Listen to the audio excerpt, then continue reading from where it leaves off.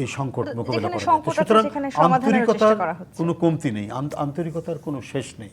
31 দফা যে কর্মসূচিগুলো সরকার গ্রহণ করেছে এবং যেটার বাস্তবায়ন চলছে, এই 6 মাসে আমরা একটা আপডেট দিয়েছি গতকাল একটা প্রেস কনফারেন্সের মাধ্যমে।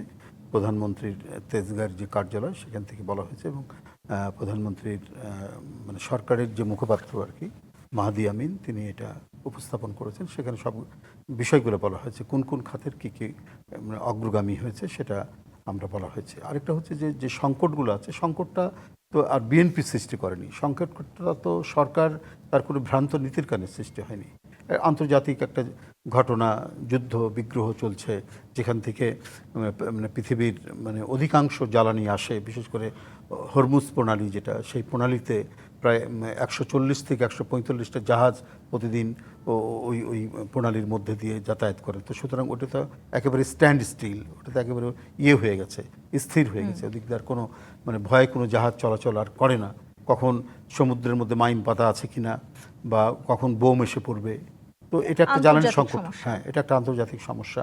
আরেকটা আমাদের এখানে হয়েছে মহেশখালীতে, আমাদের যেটা ভাসমান যে টার্মিনালটা আছে, যেখানে গ্যাস রিগ্যাসিফিকেশন হয়, যেখানে গ্যাস মানে পূরণ করা হয় এবং ওই গ্যাসটা ওখান থেকে সরবরাহ করা হয়, সেটা হঠাৎ করে নষ্ট হয়ে গেছে, সেটা রিপেয়ার চলছে।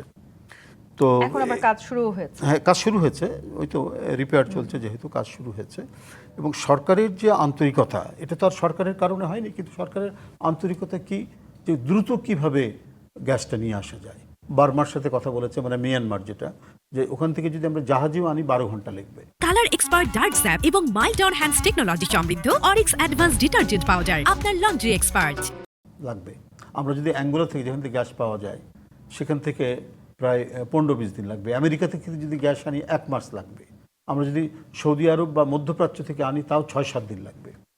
তো এই সময়টা কারণে যেখানে অল্প সময়ের মধ্যে আনা যাবে মালয়েশিয়া, ইন্দোনেশিয়া, বার্মা, সেখানে কিন্তু কথা চলছে, কথা হচ্ছে সরকারের বিভিন্ন পর্যায়ে কথা চলছে। এমনকি মিডল ইস্টেও এই জ্বালানি সংকট মোকাবেলার জন্য কথা হচ্ছে। আমাদের যে প্রতিমন্ত্রী অনিন্দ ইসলাম অমিত, সে এখন দুবাইয়ে অবস্থান করছে, তো ছোটাছুটি করছে এবং প্রতিদিন প্রধানমন্ত্রী এই বিষয় নিয়ে কনসার্ন যারা মিনিস্টার আছেন, অ্যাডভাইজার আছেন, আরও যারা এখানে রিসোর্স পার্সন আছেন তাদের সাথে উনি কথা বলছেন এবং সেটা কিভাবে সমাধান করা যায় সেটা করছেন।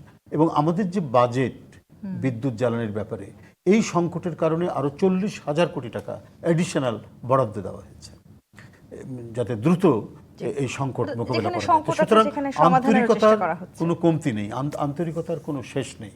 আর অন্যান্য যে আমি সামাজিক সুরক্ষা এবং অন্যান্য যে বিষয়গুলি, যে কর্মসূচিগুলি যেটা নির্বাচনের প্রাককালে প্রধানমন্ত্রী বলেছিলেন, এখনকার যিনি প্রধানমন্ত্রী বিএনপির চেয়ারম্যান, তিনি যেগুলো বলেছেন সেগুলো তো বাস্তবায়ন শুরু হয়েছে এবং এটাকে খুব নিবিড় তত্ত্বাবধান করা হচ্ছে এবং নিবিড়ভাবে এটা পর্যবেক্ষণ করা হচ্ছে।